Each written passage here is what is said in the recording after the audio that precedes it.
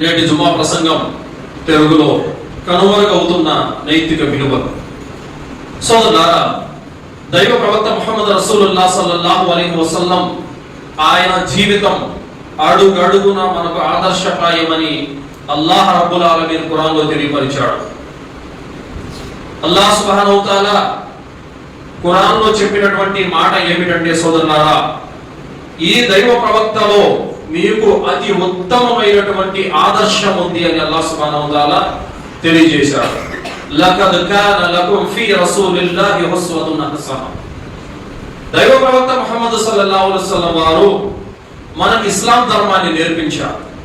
నేడు ముస్లింలు అనుకుంటున్నారు ఇస్లాం అంటే కలిమా పలకటము, 5 పూట్ల నమాజ్ చేయడము, రమదాన్ రోజాలు పాటించడం, హజ్ ఉమ్రా చేయడం మాత్రమే ఇస్లాం అనుకుంటున్నారు. మాట్లాడే మాట ఇస్లాం, నడిచే ప్రవర్తన ఇస్లాం, చేసే సేవ ఇస్లాం. మనలో అది శారీరక పరమైనది కానీ, ఆలోచనల పరమైనది కానీ, వ్యక్తిత్వపరమైనది కానీ, ఇవన్నిటితో ముడిపడి ఉన్నది ఇస్లాం ధర్మం. దైవ ప్రవక్త సల్లల్లాహు అలైహి వసల్లం బోధించినటువంటి బోధనను విని ఇస్లాం స్వీకరించిన వాళ్ళు కొందరైతే, ఆయన యొక్క నడవడికను చూసి మారిన వారు ఎందరో ఉన్నారు. సోదరులారా, నైతికంగా మానవుడు అన్నవాడు ఖచ్చితంగా దైవ ప్రవక్త సల్లల్లాహు అలైహి వసల్లంలో ఉన్నటువంటి నైతిక గుణాలు అలవరుచుకోవాల్సినటువంటి అవసరం ఎంతైనా ఉంది. సోదరులారా, నేడు సమాజంలో గడ్డం పెంచుకొని ఉన్నటువంటి ముస్లింలకు చాలా విలువ, గౌరవం ఉంది. గైర ముస్లింస్ లో కూడా చాలా మందిలో ఒక వ్యక్తి గడ్డం పెంచుకొని ఉన్నాడంటే అతన్ని ఒక గురువు లాగా, ఖురాన్ చదివేవాడు లాగా, ఉత్తమమైన వ్యక్తి లాగా, ఒక పెద్ద మనిషి లాగా గౌరవిస్తారు. కానీ గడ్డం పెంచుకొని, టోపీ పెట్టుకొని ఎవరైతే 10 మంది చూసే విధంగా సిగరెట్లు కాల్చుతూ, బీడీలు తాగుతూ, పానభ్రాగం నవ్వుతున్నారో, ఇలాంటి నీచుల వల్లే మిగతా వారికి కూడా చెడ్డ పేరు వస్తుంది. నైతికంగా మానవుడు తనతో పాటు తన ధర్మానికి కూడా మాయను మంచం తేవటం అంటే ఇదే. సోదరులారా, అలాగే మనము ఏదైనప్పటికీ కూడా ఒక కార్యం, ఒక వ్యవహారం చేస్తున్నామంటే ఆ కార్యాన్ని, ఆ వ్యవహారాన్ని ప్రజలు పసిగడుతూ ఉంటారు, చూస్తూ ఉంటారు. కావున కేవలం నైతిక గుణాలను అలవరుచుకోకపోతే కనుక ఆ మచ్చ చెడ్డ పేరున్నది మనకు మాత్రమే కాదు, మనం అనుసరించే ధర్మానికి కూడా వస్తుంది. సోదరులారా, అల్లాహ్ సుబ్హానహు వ తఆలా ఖురాన్లో తెలియపరిచాడు, వ ఇన్నక లఅలా ఖులుకిన్ అదీమ్. ఓ దైవ ప్రవక్త, నీవు నైతికంగా ఉన్నత స్థానంలో ఉన్నావు అని అల్లాహ్ సుబ్హానహు వ తఆలా చెప్పాడు. ఎందుకు చెప్పాడంటే సోదరులారా, అనస్ రలియల్లాహు అన్హు ఉల్లేఖనం, దైవ ప్రవక్త సల్లల్లాహు అలైహి వసల్లం వారు అనస్ రలియల్లాహు వారు కలిసి వెళ్తున్నారు. ఒక పల్లెటూరు బయట అమాంతంగా వచ్చి దైవ ప్రవక్త సల్లల్లాహు అలైహి వసల్లం వారి యొక్క జుబ్బా పట్టుకొని లాగాడు గట్టిగా. ఆ జుబ్బా కనుకగా ఉండటం వల్ల ప్రవక్త ముహమ్మద్ సల్లల్లాహు అలైహి వసల్లం వారి మేడంతా చుట్టూ ఎర్రగా రక్తంతో కందిపోయింది. దైవ ప్రవక్త సల్లల్లాహు అలైహి వసల్లం వారు ఆ పల్లెటూరు బయట వైపునకు చిరునవ్వుతో చూశారు. అనస్ రలియల్లాహు వారు అనుకుంటున్నారు, ఈ మనిషికి కాస్తైనా బుద్ధి ఉంటే బాగుండు, దైవ ప్రవక్త సల్లల్లాహు అలైహి వసల్లం వారిని పిలిచే పద్ధతి ఇదా? అమాంతంగా లాగాడు, రక్తం వచ్చేలా కందిపోయింది అని అనుకుంటున్నాడు. ఆ వ్యక్తి లాగి అంటున్నాడు, ఓ ముహమ్మద్, నీ వద్ద ఉన్నటువంటి ప్రజా ధనంలో నుంచి నాకు కొంత ఇవ్వు అని అడిగాడు. అడిగే పద్ధతి అయితే అది కాదు. కానీ పల్లెటూరు వ్యక్తి అజ్ఞానంతో అలా అడిగాడు. కానీ దైవ ప్రవక్త సల్లల్లాహు అలైహి వసల్లం వారు పల్లెత్తి మాట అనకుండానే, అనస్, ఈయనకి కొంత ధనాన్ని ఇచ్చి పంపండి అని చెప్పారు. మనమే కనుక అయితే ఏమంటాం? ఏదైనా బజార్లలో వెళుతూ ఉంటే, బహుశా బైక్ మీద వెళుతుంటే ఎవరైనా కాలు తగిలితేనో, చెయ్యి తగిలితేనో, ఏదైనా సంచి తగిలితేనో, ఏదైనా కాస్త బురద మీద పడితేనో, ఏరా కళ్ళు ఎక్కడ పెట్టుకొని నడుస్తున్నావు అంటామా లేదా? సోదరులారా, దైవ ప్రవక్త జీవితం మనకు అడుగు అడుగున ఆదర్శం. సోదరులా, ఆయన చేసే పని, ఆయన మాట అన్ని కూడా మనకు ఆదర్శము. అదే విధంగా సోదరులారా, అబ్దుల్లా బిన్ ఉబై ఎవరైనా మునాఫికుల యొక్క నాయకుడు, కపటుల యొక్క సర్దారు, దైవ ప్రవక్త సల్లల్లాహు అలైహి వసల్లం వారిని వేధించినటువంటి వ్యక్తి. ఆయన్నే కాదు, ఆయన కుటుంబీకులను సైతం వేధించిన వ్యక్తి, విశ్వాసులను ముప్పు తిప్పులు పెట్టినటువంటి వ్యక్తి, ఇస్లాం ధర్మానికి చాలా తీవ్రమైన నష్టాన్ని కలుగజేసినటువంటి వ్యక్తి. అలాంటి వ్యక్తి చనిపోతే కూడా దైవ ప్రవక్త సల్లల్లాహు అలైహి వసల్లం వారు ఆయన జనాజా నమాజు చదివించాడు. అల్లాహ్ సుబ్హానహు వ తఆలా వారించాడు చదివించొద్దని. ఆయన చదివించిన తర్వాత ఆయన సమాధి వద్ద నిలబడద్దని చెప్పాడు అల్లాహ్ సుబ్హానహు వ తఆలా. అదే విధంగా అబ్దుల్లా బిన్ ఉబై కుమారుడు వచ్చి కఫన్ కోసం మీ చొక్కా ఇవ్వండి అని అడిగితే కూడా దైవ ప్రవక్త సల్లల్లాహు అలైహి వసల్లం వారు చొక్కా ఇచ్చారు. తనకు తన ధర్మానికి నిత్యం నష్టాన్ని కలుగజేసినటువంటి వ్యక్తి పట్ల మన దైవ ప్రవక్త విధాన ప్రవర్తన ఎలా ఉంది? సోదరులారా, మనమే కనుకైతే ఏమంటాం, వాడి గడప నేను చస్తే తొక్కను, వాడింటికి నేను చస్తే వెళ్ళనని ప్రగల్భాలు పలుకుతామా లేదా చెప్పండి. సోదరులారా, ఎప్పుడైతే దైవ ప్రవక్త జీవితాన్ని మనం ఆదర్శంగా తీసుకుంటామో అప్పుడే మనలో ఇస్లాం ఉన్నట్టు. కేవలం మజీదులో నమాజు చదివినంత సేపు టోపీ పెట్టుకొని మెట్లు దిగిపోతా పోతా అట్లా తీసి జోలు పెట్టేసుకోవడం, మజీదులోకి వస్తే ప్యాంటు పైకి ఎగజెట్టుకుంటారు, మజీదు మెట్లు దిగిపోతా పోతా మళ్ళీ ప్యాంటు కింద తీసేస్తారు. మజీదు కొరకు మాత్రమే ఇస్లాం ఉందా నీలో? ఇప్పుడు ఎవరైనా హిందూ సోదరులు కొంతమంది దువాలు చదివించుకోవడానికి చిన్నపిల్లలు తీసుకొని వస్తా ఉంటారు. ఇళ్ళకి తీసుకెళ్ళరు, ఎక్కడికి తీసుకెళ్తారు? మజీద్ దగ్గర తీసుకొని వస్తారు. వాళ్ళకు కూడా తెలుసు మజీద్ వద్ద అల్హమ్దులిల్లా ఇస్లాం ధర్మాన్ని పాటిస్తారు. కానీ సోదరులారా, ఒక ముస్లిం అనేవుడు జీవిత కాలము తన ఇంట్లో ఉన్నా, బయట ఉన్నా, నలుగురిలో ఉన్నా, రహస్యంగా ఉన్నా ధర్మాన్ని పాటించేవాడుగా ఉంటాడు. మజీదులోకి వస్తే మాత్రమే ఇస్లాం, మజీద్ బయటికి వెళ్ళిపోతే ఇస్లాం లేదు, ఏమీ లేదు. ఇలాంటి ఒక గుణాలు మనలో గనక ఉన్నట్లయితే అది ఖచ్చితంగా రేపు పరలోకంలో మనకు తీవ్రమైనటువంటి నష్టం సోదరులారా. అదే విధంగా జైద్ బిన్ హనాన్ అనేటువంటి జైద్ బిన్ సనాహ్ అనేటువంటి ఒక వ్యక్తి ఉండేవాడు. అతను యూద జాతికి చెందిన వ్యక్తి. అయితే ఆ వ్యక్తి దైవ ప్రవక్త సల్లల్లాహు అలైహి వసల్లం వారికి అప్పు ఇచ్చాడు. అప్పు ఇచ్చిన కారణంగా అప్పు గడువు అయిపోతుంది. అయితే ప్రవక్త సల్లల్లాహు అలైహి వసల్లం వారు ఒక జనాజా నమాజు చదివించారు. చదివించి గోడ కానుకొని కూర్చున్నాడు. ఈ లోపు జైద్ బిన్ సనా అనేటువంటి వ్యక్తి వచ్చాడు. వచ్చి అన్నాడు, ఓ మహమ్మద్, నేను ఏదైతే నీకు అప్పుగా ఇచ్చానో ఆ డబ్బు నువ్వు రేపులోగా తిరిగి ఇవ్వలేదో నాలో మూర్ఖత్వాన్ని నువ్వు చూస్తావు. పైగా మీ అబ్దుల్ ముత్తలిబ్ వంశం ఎలాంటిదో నాకు తెలుసు అని చెప్పేసి ఆ వ్యక్తి అన్నాడు. ఆ మాట చెప్పగానే ఉమర్ రదియల్లాహు అన్హు వారి యొక్క కోపం కట్టలు తెచ్చుకొని ఉంది. అన్నాడు, దుర్మార్గుడా, అల్లాహ్ యొక్క ప్రవక్త ఆదేశం లేకుండా నిన్ను చంపితే నాకు స్వర్గం ఉండదన్న భయం కనుక నాకు లేకపోయినట్లయితే నీ తల తీసేసేవాడిని అని చెప్పేసి అన్నారు. తర్వాత ముహమ్మద్ సల్లల్లాహు అలైహి వసల్లం అన్నారు, ఉమర్, నువ్వు కోపంగా అతని వైపునకు చూసి ఆ మాటలు చెప్పే బదులు నాకు నీవు నసీహత్ చేయాల్సింది ఏమని, ప్రవక్త, ఏ అప్పు అయితే మీరు అతనికి ఉన్నారో ఆ అప్పును త్వరగా తీర్చేయండి అని నాకు నువ్వు నసీహత్ చేసింటే బాగుండేది అని అన్నారు. అప్పుడు అన్నారు, అతను ఏమైనా అనే ముందు అతని అప్పు తీర్చండి. నువ్వు అతని వైపునకు కోపంగా చూసినందుకు గాను, అతన్ని ఆ మాట అన్నందుకు గాను అదనంగా డబ్బులు ఇవ్వని చెప్పారు. తర్వాత ఉమర్ రదియల్లాహు అన్హు వారు జైద్ బిన్ సనా ఇంటికి వెళ్ళారు. ఇంటికి వెళ్ళి అప్పు తీర్చారు. తర్వాత 20 సార్లు ఖర్జూరాలు ఎక్కువ ఇచ్చారన్నమాట. అప్పుడు ఆయన తిరిగి వస్తుంటే జైద్ బిన్ సనా అన్నారు, ఉమర్, ఆగండి, నేను దైవ ప్రవక్త ముహమ్మద్ సల్లల్లాహు అలైహి వసల్లం వారిని అంత మాట అనాలని కాదు, నేను ఎందుకు దైవ ప్రవక్తను అంత మాట అన్నానంటే, ఎందుకు నొప్పించానంటే దాని వెనకాల ఒక కారణం ఉంది. ఆ కారణం ఏంటంటే మా యూద జాతి మొత్తం ప్రవక్త ముహమ్మద్ ఆయన అల్లాహ్ ప్రవక్తని కొందరు, అబద్ధపు ప్రవక్తని కొందరు, కాదని కొందరు, ఇలా రకరకాలుగా అనుకుంటున్నారు. అయితే నేను ప్రవక్తలో, నేను ముహమ్మదులో అనేక ప్రవక్త గుణాలు చూశాను, కానీ ఒక్క గుణం నేను ఎప్పుడు ఆయనలో చూడలేదు. ఆ గుణం కూడా పరీక్షించాలన్న ఉద్దేశంతోనే నేను ఇలా ప్రవర్తించాను. ఆ గుణం ఏమిటంటే ఆయన కోపం ముందు ఆవేశం ఉంటుంది, ఆయన కోపం ఆవేశం ముందు సహనం ఓర్పు ఉంటుంది. ఇది ప్రవక్త యొక్క లక్షణము. దాన్ని నేను బయటకు తీయాలని, కనిపెట్టాలన్న ఉద్దేశంతోనే నేను ఇలా చేశాను. అయితే ప్రవక్త ముహమ్మద్ సల్లల్లాహు అలైహి వసల్లం వారిని నేను అంత మాట అన్నప్పటికీ కూడా ఆయన చిరునవ్వుతోనే స్పందించారు. ఓర్పు సహనంతో మిమ్మల్ని మందలించారే కానీ నన్ను మాత్రం పల్లెతో మాట అనలేదు. కాబట్టి నేను ఇస్లాం స్వీకరిస్తానని చెప్పేసి ఉమర్ రదియల్లాహు అన్హు వారితో పాటు వచ్చి ప్రవక్త దగ్గర అష్హదు అల్లా ఇలాహా ఇల్లల్లాహ్ వ అన్న ముహమ్మద్ రసూలుల్లాహ్ అని సాక్ష్యం పలికి ముస్లిం అయిపోయాడు. దాని తర్వాత ఆయన సంపదలో సగం ధనం ముస్లింలకు ఖర్చు పెట్టాడు. సోదరులారా, ప్రవక్త సల్లల్లాహు అలైహి వసల్లం వారి యొక్క నైతిక గుణాలు ఇతరులకు అర్థం పట్టినట్లుగా ఉండేవి. సోదరులారా, కావున ఈ రోజు ఒక హిందూ సోదరుడు, ఒక క్రైస్తవ సోదరుడు మనల్ని చూసి, మనలో గుణాలు చూసి ఎవరైనా మెచ్చుకుంటున్నారా? ఒక్కసారి మనల్ని మనం ఆత్మ పరిశీలన చేసుకోవాల్సినటువంటి అవసరం ఉంది సోదరులారా. నైతిక గుణాలన్నవి, నైతిక విలువలన్నవి ఎంత కనుమరుగైపోయినాయంటే, స్వచ్ఛత లేనటువంటి స్నేహాలు, విలువ లేనటువంటి బంధాలు, బాధ్యత లేనటువంటి బాంధవ్యాలు, అనుమానాలతో కూడుకున్నటువంటి అనుబంధాలతో మనము కొట్టుబెట్టాడుతున్నటువంటి పరిస్థితి ఉంది సోదరులారా. కావున విలువలన్నవి ఏ విధంగా ఉన్నాయంటే, తినే తిండిలో కల్తీ, చేసే స్నేహంలో కల్తీ, బంధాలలో కల్తీ, పరిచయాలలో కల్తీ, వ్యాపారంలో కల్తీ, ప్రతి దాంట్లో కల్తీ కల్తీ కల్తీ.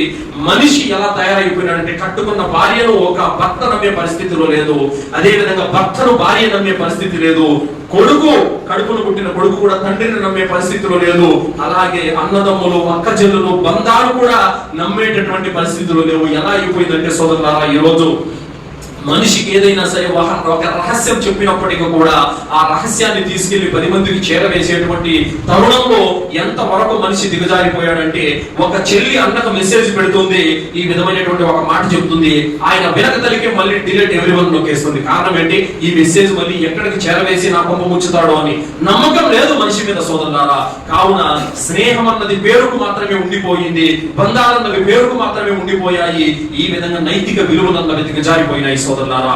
తల్లిదండ్రులు, జన్మనిచ్చినటువంటి తల్లిదండ్రులు వారికి దగ్గరుండి తినిపించి, త్రాపించి, వైద్యం చూపించి, మంచి బట్టలు ఇచ్చి, ఏదైనా వారికి ప్రేమగా పలకరింపులు, మంది మాట లేకుండా ఎక్కడో చెన్నైలోనో లేదంటే అమెరికాలోనో ఎక్కడెక్కడో జాబులు చేసుకుంటూ వాళ్ళకి జ్వరాలు వచ్చి, ఏదైనా రోగాలు వచ్చినప్పటికీ కూడా ఎవరో పొరిగిటోడు, ఇరిగిటోడు చెప్పు మాత్రం బెల్లేస్తే కానీ బతికే గతి కూడా వాళ్ళకి లేదంటే, ఈ విధమైనటువంటి డబ్బుకు విలువ ఉందే తప్ప మనిషికి విలువ లేనటువంటి నేడు విలువలన్నవి పతనమైపోయినాయి.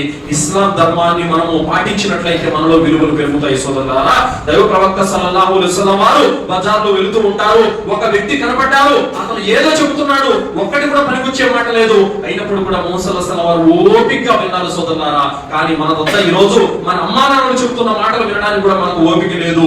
మనకు ఎలాంటి పరిస్థితి అయిపోయిందంటే, మన కోసమే బ్రతుకుతున్నటువంటి మన భార్య మన కళ్ళ ముందు అన్నం తింటా ఉంటే కూడా ఆమెతో మాట్లాడి అన్నం తినే పరిస్థితి కూడా లేదు. ఫోన్ వచ్చిందంటే ఎవరెవరో ఎక్కడి నుంచో ఫోన్లు చేసి ఉంటారో వాళ్ళతో గంటలు మనం మాట్లాడుతూ ఉంటాము, కబుర్లు చెబుతూ ఉంటాము, భార్యను మాత్రం చెదరించుకుంటూ గదురుకుంటూ ఉంటాము.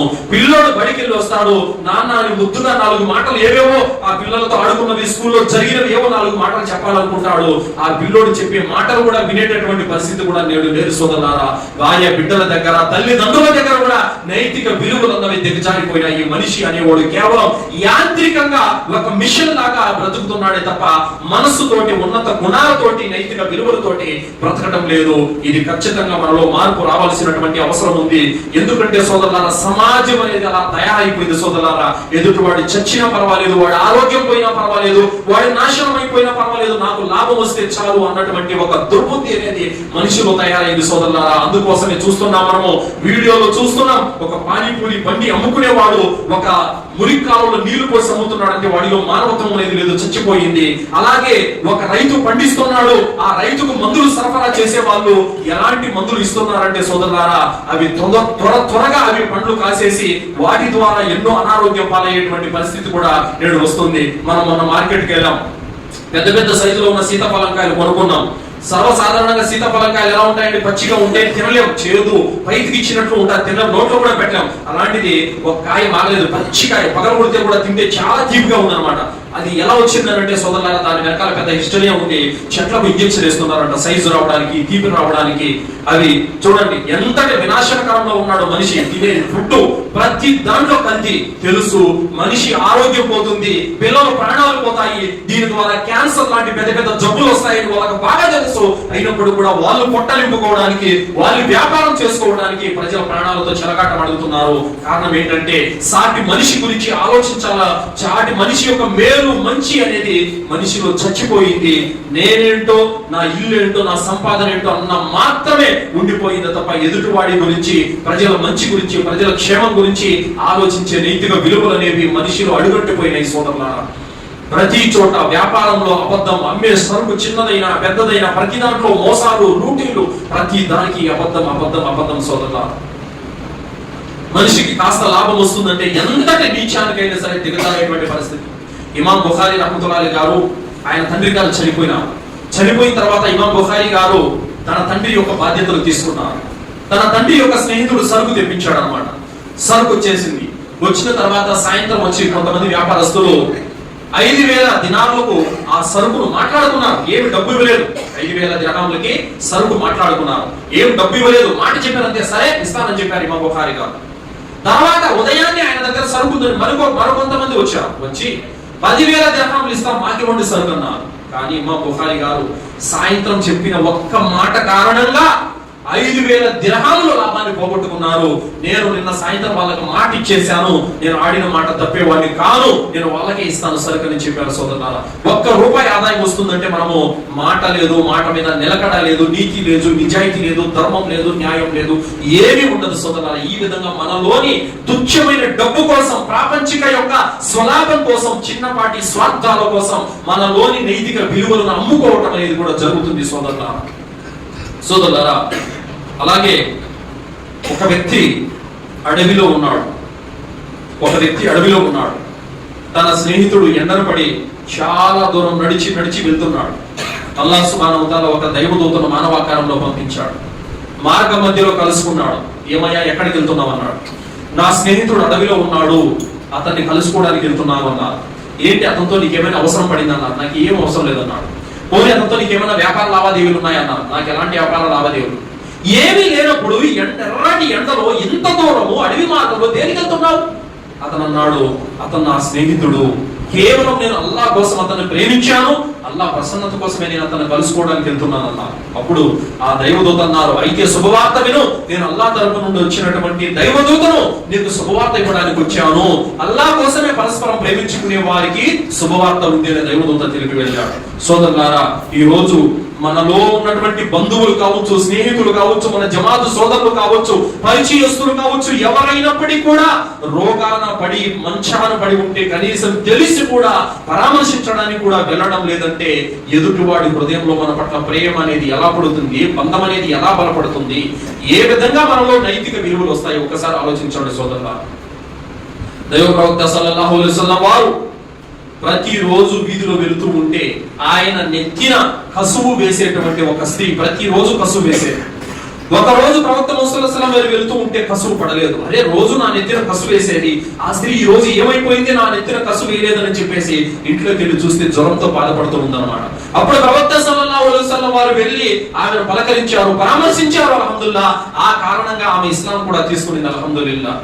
శత్రువు పట్ల కూడా కనికరం చూపేటువంటి, ప్రవక్త నేర్పించినటువంటి ధర్మంలో బ్రతుకుతున్నటువంటి మనము ఆయన జీవితాన్ని మనం ఏం ఆదర్శంగా తీసుకుంటున్నామో ఒకసారి ఆలోచించండి సోదరులారా.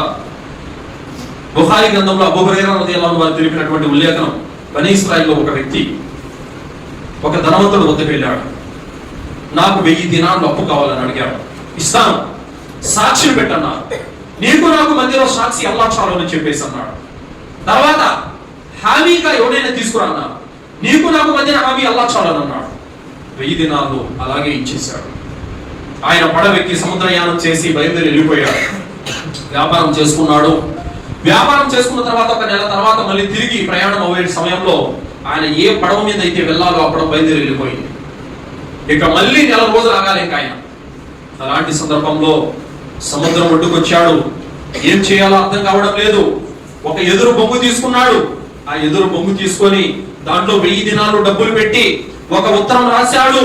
ఆ ఉత్తరం రాసి ఆ డబ్బులతో పాటు జమ చేసి ఆ యొక్క ఎదురు బొంగును పూర్తిగా కప్పెట్టేశాడు. మొత్తం నీరు కూడా చేరకుండా బంద్ చేసేశాడు. అన్నాడు, అల్లాహ్ దువా చేశాడు, అల్లాహ్ నీ దాసుడు వద్ద నేను పలానా గడువు పెట్టి డబ్బులు తీసుకున్నాను. అతను సాక్షిని పెట్టమంటే నిన్ను సాక్షిగా పెట్టాను, అతను హామీగా పెట్టమంటే నిన్ను హామీగా పెట్టాను. ఈ రోజు నేను ఇవ్వవలసిన గడువు లోపు ఇవ్వకపోతే నేను ఆడిన మాట తప్పేవాడిని అవుతాను.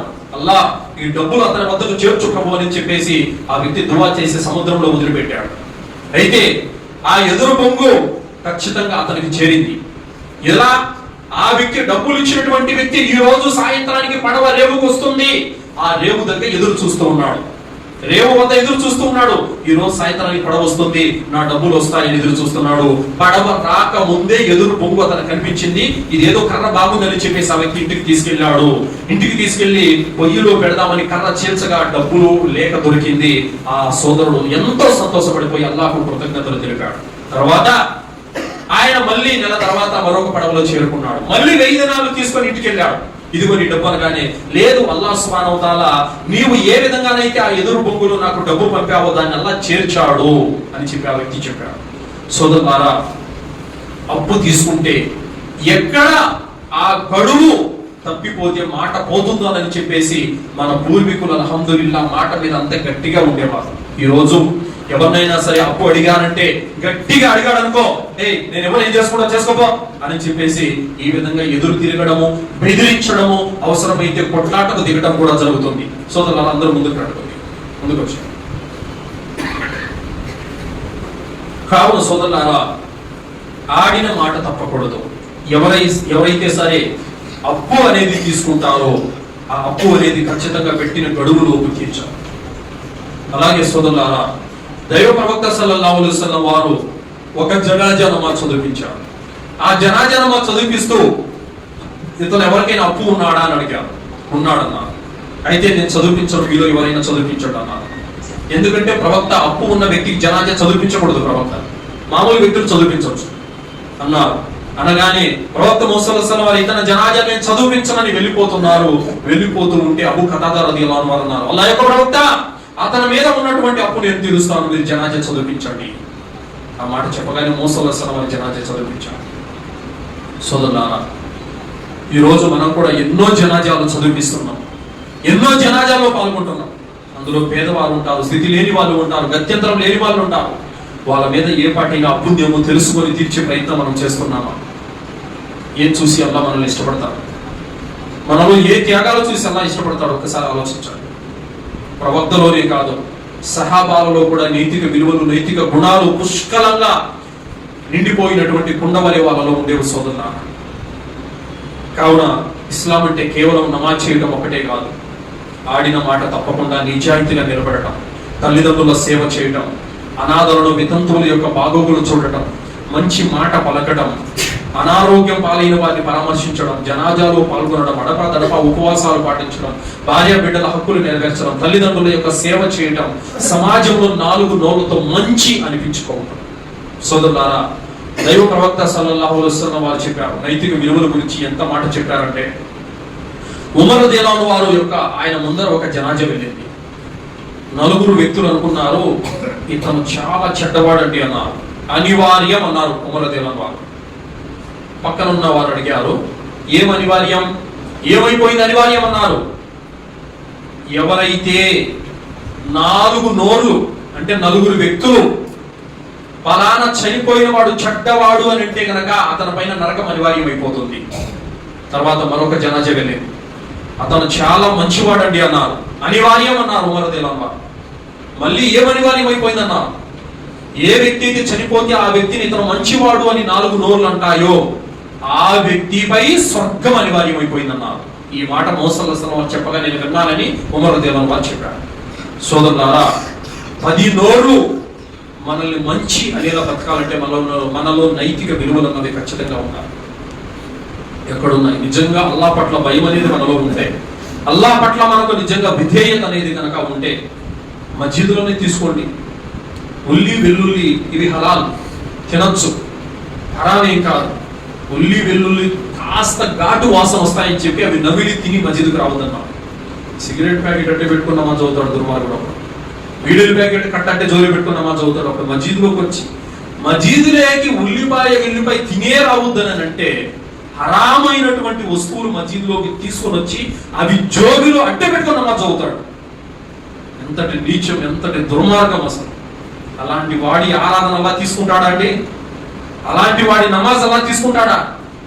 బాత్రూములలో గోడలకు మూలలు చూస్తే పాన్బరాకి ఎర్రగా ఊస్తుంటారు, బిడి ముక్కలని నలిపేసాడు పడేస్తుంటారు. నీ ఇంట్లో బాత్రూంలో నువ్వు ఇలాగే చేస్తావా? నీ ఇంటికన్నా మస్జిద్ గొప్పదా కాదా? నీ ఇంటికన్నా మస్జిద్ గొప్పదా కాదా? ఘనమైందా కాదా? మరి నీ ఇంటిని అంత పరిశుభ్రంగా పెట్టుకుంటున్నటువంటి నీవు మస్జిద్ని ఇంకెంత పరిశుభ్రంగా పెట్టాలి? ఇలాంటి యొక్క పరిస్థితులు మనము చాలా చోట్ల చూస్తున్నాం సోదరులారా. ఇవన్నీ కారణం ఏంటంటే, నమాజ్ చేయడం ఒకటే ఇస్లాం అని మనం అనుకుంటున్నాం.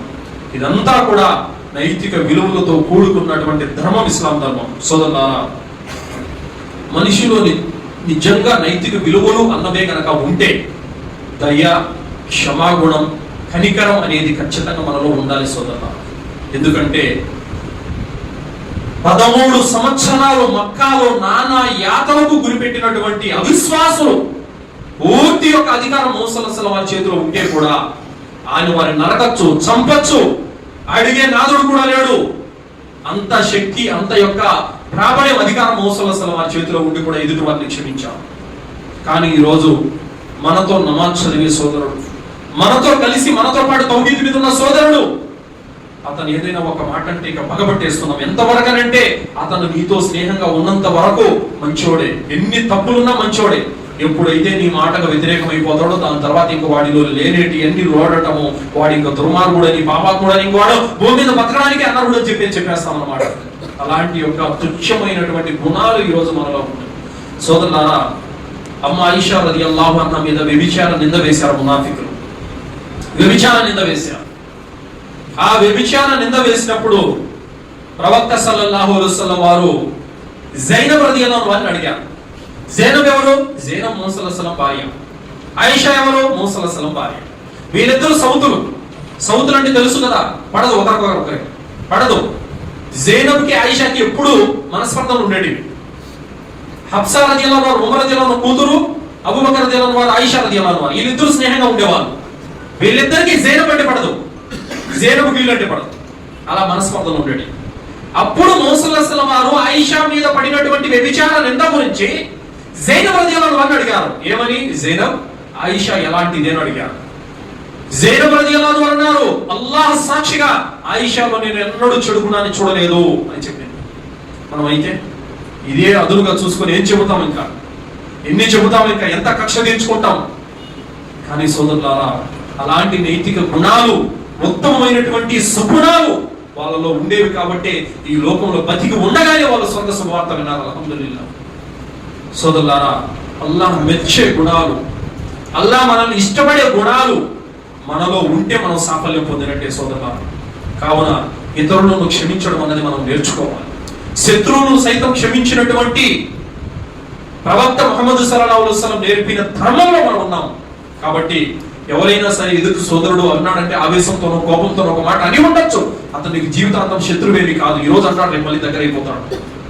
తెంచుకోవడము, దూరం అయిపోవడము, వారితో మాట్లాడకపోవటము, ఇది చాలా చిన్న మనసు ఉంటుంది చూసారా, అలాంటి వాళ్ళు చేసే పనులు. కానీ దైవ ప్రవక్త మూసా అలైహిస్సలాం వారు జీవితాంతం ఎవరితోనూ మాటలు తెంచుకునే బతకలేదు. సోదరులారా, జైనబ్ రలియల్లాహు అన్హా వారు, ఈమె ప్రవక్త మూసా అలైహిస్సలాం కూతురు, నిండు సువ, గర్భిణి. శత్రువు బాణం తీసుకొని కొడితే జైనబ్ రలియల్లాహు అన్హా ఒంటి మీద నుంచి కింద పడ్డారు. ఆ బిడ్డ కడుపులో ఉన్న బిడ్డ గర్భస్రావం అయిపోయింది. రక్తంలో, రక్తపు మడుగులో గిలగిలగా కొట్టుకొని చనిపోయింది జైనబ్ రలియల్లాహు అన్హా. అంతటి యొక్క కర్కశత్వాన్ని ప్రవక్త కళ్ళ ముందరే జరిగింది. ఆ శత్రువు కూడా ఫతే మక్కా రోజున మూసా అలైహిస్సలాం దగ్గరకు వస్తే మూసా అలైహిస్సలాం వారిని క్షమించారు, కక్ష తీర్చుకోలేదు. అంతటి ధర్మాన్ని నేర్పినటువంటి ప్రవక్త బాటలో మనం ఉన్నాం సోదరులారా. ఎదుటివాడు ఏదైనా ఒక మాట అంటే క్షమించడానికి నీకేమైంది? అబూబకర్ రలియల్లాహు అన్హు వారు మిస్తాహ్ రలియల్లాహు అన్హు వారి యొక్క బంధువు ఆయన. ఈ మిస్తా ఎవరు? అమ్మ ఆయిషా రలియల్లాహు అన్హా వారి వ్యభిచారం నిందపడినప్పుడు ఆ నిందను ప్రజల్లో వ్యాపింపజేసిన వల్ల ఈయన కూడా ఒకడు. అయితే అబూబకర్ రలియల్లాహు అన్హు వారు ఈ నింద పోయిన తర్వాత అల్లాహ్ వహీ అవతరింపజేసిన తర్వాత అన్నారు, అల్లాహ్ సాక్షిగా మిస్తాహ్కు ఈ రోజు నుంచి నేను ఎలాంటి సహాయం చేయనని అల్లాహ్ మీద ప్రమాణం చేశాడు. ఇది అల్లాహ్కు నచ్చలేదు అన్నాడు. అల్లాహ్ సుబ్హానహు వ తఆలా ఆయత దింపాడు, మీలో ఎవరైతే అల్లాహ్ స్థితిని, ధనాన్ని ప్రసాదించాడో, ఎవరైతే అల్లాహ్ మార్గంలో ఇల్లు వాకిలి వదిలిపెట్టి వచ్చి పేదరికంలో ఉన్నారో వారికి సహాయం చేయమని అల్లాహ్ మీద ప్రమాణాలు చేయరాదు. మీరు వారిని క్షమించండి. ఏమి మిమ్మల్ని క్షమించాలని మీరు కోరుకోరా? అల్లాహ్ మిమ్మల్ని క్షమించాలని మీరు కోరుకోరా? అలాంటప్పుడు మీరు మాత్రం ఇతర తప్పులు ఎందుకు క్షమించరు అని అల్లాహ్ సుబ్హానహు వ తఆలా అబూబకర్ అన్నాడు. ఒక్కసారి హృదయానికి మనము మేలుకొలుపునిచ్చి పరిశీలనగా ఈ మాటను ఆలోచించండి. ఘోరమైన పాపాలు 7 ఉన్నాయి కదా, ఘోరమైన పాపాలు, మహాఘోరమైన పాపాలు 7. ఆ 7 ఘోరమైన పాపం ఏంటో తెలుసా? సౌశీల్యవతులైన స్త్రీలపైన అబాండాలు వేయటం. మరి మిస్తా ఏ పనికి? మామూలు పాపానికి ఒడిగట్టింది మిస్తా, ఘోరమైన పాపానికి ఒడిగట్టాడు. అది విశ్వాస స్త్రీ, ప్రవక్త భార్య, విశ్వాసుల మాతృమూర్తి తల్లి, ఆ మీద వ్యభిచారం నింద వేశాడు. ఎంత పాపం అంటే అంతటి పాపానికి ఒడిగట్టిన వాడినే క్షమించమని అల్లాహ్ చెబుతున్నాడు. ఏమి లేదు, చిన్న మాట ఏదో చెప్పిట్టాడు, దానికి పోయి ఇంకా మాటలు దించేసుకుంటాడు, మాట్లాడు, ఫోన్లు ఎత్తడు, రీప్లై ఇవ్వడు. ఇక అతనితో శత్రుత్వం వహిస్తాడు, ఇక కనబడితే కూడా సలాం లేదు. ఇది నేటి వైఖరి. సోదరులారా, నైతిక గుణాలతో కూడుకున్నదే ఇస్లాం ధర్మము. కావున ఇస్లాం ధర్మం అంటే ప్రతిదీ, ప్రవక్త నేర్పించిన ప్రతిదీ కూడా ఇస్లాం ధర్మమే. ప్రవక్త సల్లల్లాహు అలైహి వసల్లం అన్నారు, అల్లాహ్ వద్ద మీజాన్లో అన్నిటికంటే బరువైనది నైతికత, అంటే ఉత్తమమైనటువంటి క్యారెక్టర్, ఇది అన్నిటికంటే బరువైందని చెప్పారు. కావున సోదరులారా, మనలో ఇది అలవర్చుకుంటేనే ఇతరులకు ఆదర్శవంతమవుతుంది. చూడండి, చిన్న విషయం చూడండి. మార్కెట్లో మనము వెళ్తా ఉంటాం. మార్కెట్లో ఎప్పుడైనా కొనేటప్పుడు మనం ఏం చేస్తామంటే, చిల్లర్లు చిన్న చిన్న ఉంటాయి, ఏదో రూపాయో 2 రూపాయలు చిల్లర వచ్చినప్పుడు వాళ్ళు కొట్లో ఏం చెప్తారంటే, సర్లేనా రేపు వచ్చినప్పుడు ఇద్దుకోనంటారు. అర్థమైందా? అప్పుడు నీవు దాన్ని గుర్తు పెట్టుకొని తిరిగి తెచ్చిచ్చావో నిన్ను జీవితాంతం మర్చిపోడు. నీ నిజాయితీని అలాగే గుర్తు పెట్టుకుంటాడు. నిన్నే కాదు, నీ ధర్మాన్ని కూడా అతను కొనియాడతాడు, పొగుడుతాడు. అల్హమ్దులిల్లాహ్. అదే నువ్వు చేయలేదో, మర్చిపోయావో, మాట తప్పావో, నిన్నే కాదు నీ ధర్మాన్ని కూడా తప్పులు పడతాడు. కావున సోదరులారా, ఇలాంటి నైతిక విలువలన్నవి మనలో పెంపొందించుకోవాలి. దైవ ప్రవక్త జీవితాన్ని మనం ఆదర్శంగా తీసుకోవాలి. అప్పుడే సమాజంలో అల్హమ్దులిల్లాహ్ ఒక మంచి ముస్లిం అనే గుర్తింపు కూడా వస్తుంది. సోదరులారా, అల్లాహ్తో దువా చేస్తూ ముగిస్తున్నాను. విన్నటువంటి విషయాలపైన సదాచరణ చేసే సద్బుద్ధిని అల్లాహ్ మనందరికీ ప్రసాదించుగాక. అల్లాహ్ సుబ్హానహు వ తఆలా మనకు బ్రతికినన్నాళ్ళు స్వచ్ఛమైన తౌహీద్పై జీవితం గడిపే భాగ్యాన్ని ప్రసాదించుగాక. అల్లాహ్ సుబ్హానహు వ తఆలా మనందరికీ ఖురాన్ హదీస్ వెలుగులో జీవితాన్ని గడిపే భాగ్యాన్ని ప్రసాదించుగాక. అల్లాహ్ మనల్ని, మన సంతానాన్ని షిర్కు నుండి, కుఫ్ర్ నుండి, బిదాత్ నుండి, శైతాన్ యొక్క కీడు నుండి రక్షించుగాక. అల్లాహ్ సుబ్హానహు వ తఆలా మనల్ని ఖబర్ శిక్ష నుండి రక్షించుగాక. అల్లాహ్ సుబ్హానహు వ తఆలా మనల్ని నరకాగ్ని నుండి రక్షించుగాక. అల్లాహ్ మనందరికీ జన్నతులో ఉన్నతమైన దర్జాలను ప్రసాదించుగాక. ఆమీన్. వాఖిరు దావానా అల్హమ్దులిల్లాహి రబ్బిల్ ఆలమీన్. బారకల్లాహు లనా వ లకుం ఫిల్ ఖురానిల్ అజీమ్. వస్తగ్ఫిరుల్లాహి వ లిసాయిరిల్ ముస్లిమీన్ ఇన్నహు తఆలా జవాదుల్ కరీం.